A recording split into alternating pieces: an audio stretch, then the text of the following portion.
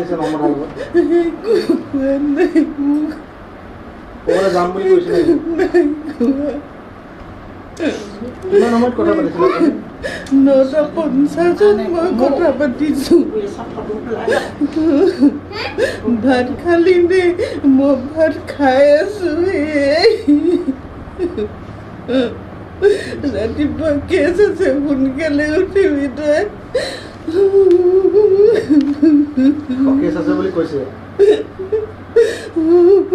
আৰু কিবা কৈছিলে নেকি তেওঁ মই গৈছিলোঁ তাইক সুধিলোঁ কেছ আছে নাই কাইলৈ আছে মই বোলো তই এতিয়া সোনকালে শুই থাক ৰাতিপুৱা সোনকালে উঠিব লাগিব ৰাতিপুৱা যে আপোনাক খবৰ দিবলৈ নমৰা খবৰ দিবলৈ ৰিচা নামৰ ছোৱালীগৰাকীয়ে ফোন কৰিছিলে তাইক চিনি পায়নে মই নাপাওঁ এতিয়া কি বিচাৰে আপুনি ন্যায় পোৱাটো বিচাৰোঁ আৰু যাতে কোনো আমাৰ ছোৱালী বিচাৰি নাপাওঁ আৰু যাতে কোনো ল'ৰা ছোৱালীক তেনেকৈ নেমাৰে অসমৰ DGP ছাৰকো মই অনুৰোধ কৰিছোঁ কেছটো ল'বৰ কাৰণে কেছটো মেঘালয়ৰ পৰা অসমলৈ হেণ্ডঅভাৰ কৰিবৰ কাৰণে গাড়ীখন কাৰ আছিলে গাড়ীখন আয়াতুল্লাহ ৱাদুদ্দৰ আছিলে নিজে ড্ৰাইভ কৰি গৈছিলে পিছত তেওঁ নিজে কৈ আহিলে যে মই নিজে ড্ৰাইভ কৰিছিলোঁ প্ৰথম অৱস্থাত মিছা মাৰিছিল বেলেগ এটা ড্ৰাইভাৰ বনাই লৈ গৈছিলে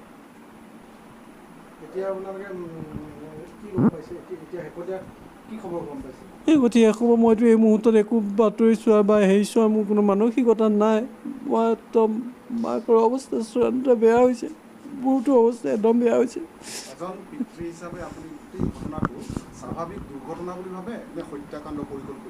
স্বাভাৱিক দুৰ্ঘটনা কোনো কাৰণে নহয় কাৰণ আৰু এটা আটাইতকৈ ডাঙৰ কথা যিখন এক্সিডেণ্ট হৈছে গাড়ী বাকীকেইজন আৰোহী ক'তো মাত্ৰ এটা খুট লগা নাই অকণ মাখিচাৰ এটুকুৰা ছিগা নাই কিন্তু নম্ৰতাৰ কিন্তু মূৰটোৰ পৰা ব্লিডিং হৈ মূৰত গভীৰ জখম হৈ মৃত্যুক সাৱটি ল'লে লগে লগে গতিকে তাৰ পৰা কি প্ৰমাণ হয় অকল তাইক মাৰিবলৈকে এক্সিডেণ্টটো হ'ল নেকি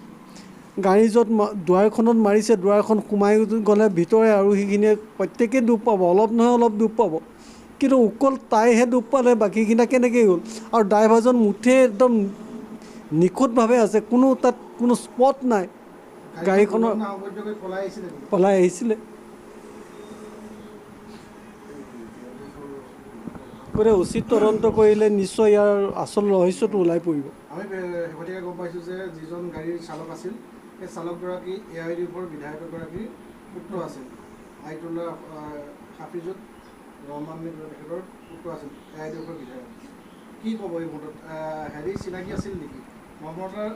নম্ৰতাৰ চিনাকিটো নাই এইটো কাৰণে নাই কাৰণ তাই ফ্ৰেণ্ড চাৰ্কলক মই সুধিছিলোঁ যে তোমালোকে নম্ৰতা এই মানুহবিলাক চিনি পায় নাই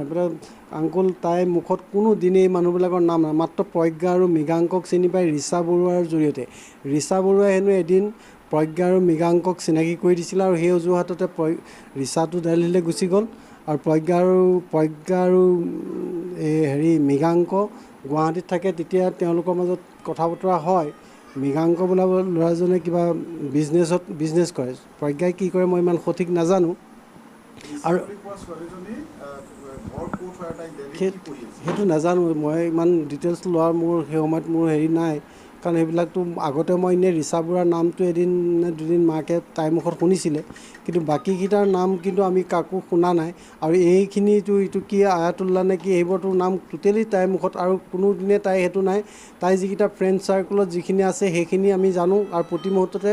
সেইখিনি কথা কয় সিহঁতেও ফোন কৰে মই থাকোঁতেও ঘৰলৈও ফোন কৰে গতিকে সিহঁতৰ কথাই কওঁ কিন্তু কোনোদিনেই তাইৰ মুখত সেইখিনি কথা মানুহৰ নাম মই ক'তো শুনা নাই আমি গম পাইছোঁ যে তেখেতে কালিৰ দিনটোত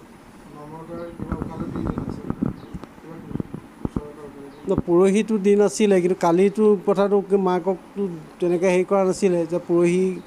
মানে কেছ কৰি কৰিলে কাৰণ মোৰ লগত মই কথা পাতোঁ এনেই কিবা হেৰিতহে পাতোঁ কিন্তু গোটেই কথাবিলাক শ্বেয়াৰ কৰে মাকৰ লগত